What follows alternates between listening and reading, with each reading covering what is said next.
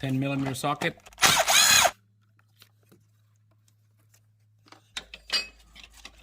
All right, there's one more on the side. Let's go by the wheel well on the passenger side. Look at that. They just go together when I move this thing. So this is it. There's a bracket right here. We'll take out that bracket right there. That's the bracket right there, guys. 10mm bolt. Pretty much everything is loose from the back all the way coming to the side, going to the front. And the only thing that I need to disconnect is this last piece right there. That's that fitting. And like I said, work from the back first and then work your way out to the front, because you don't want that oil dripping on your face while you're down there. So that fitting right there, what you use is a 5/8 wrench. You need to crack that open. It's kind of loose now. Need to take this out of the pump, and we're gonna fish this line out of the vehicle after. For some people, for some mechanic, cutting this in pieces so it's easy to get it out. All right. Look at this weird looking hose. So oily and dusty, guys. Wow. There we go. Look at that. Still dripping. Nasty. Alright guys, so here's the old one. We're gonna compare the old one to a new one. Make sure you're 100% that it's the right one, because you never know. Buying aftermarket parts, you never know, it could be the wrong one.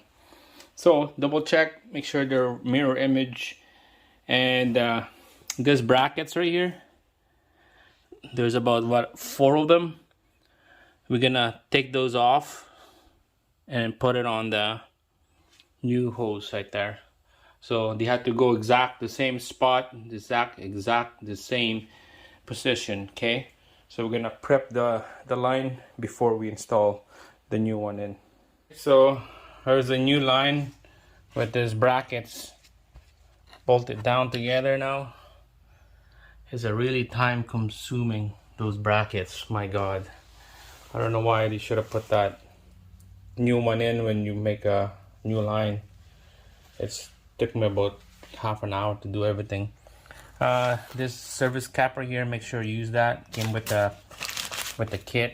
You don't want to damage the front, the tip of this line, or get dirt on there, especially if you're working on the floor. So yeah, this is done. This new line is ready to go to install. Put the O-ring on each end of that new line, and we'll continue working on this vehicle. All right guys, so let's install this line now. Gonna show you how you put this in a hole here. This is a weird looking line, lots of bends on them. So we'll fish it in here. Try the best you can to not to damage anything around it. Don't get too aggressive with it. Just shove it in there. Make sure get a good empty area here that's not gonna hit anything. And from there, let's go underneath and we'll pull that line out.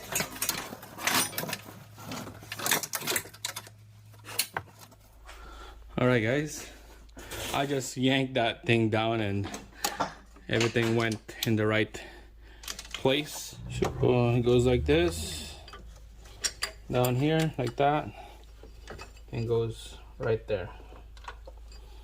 We're not gonna bolt this thing down yet. We're just gonna let it sit like that. Okay, that's good. And then we're gonna work on the bottom first, down there, and then we'll work our way out.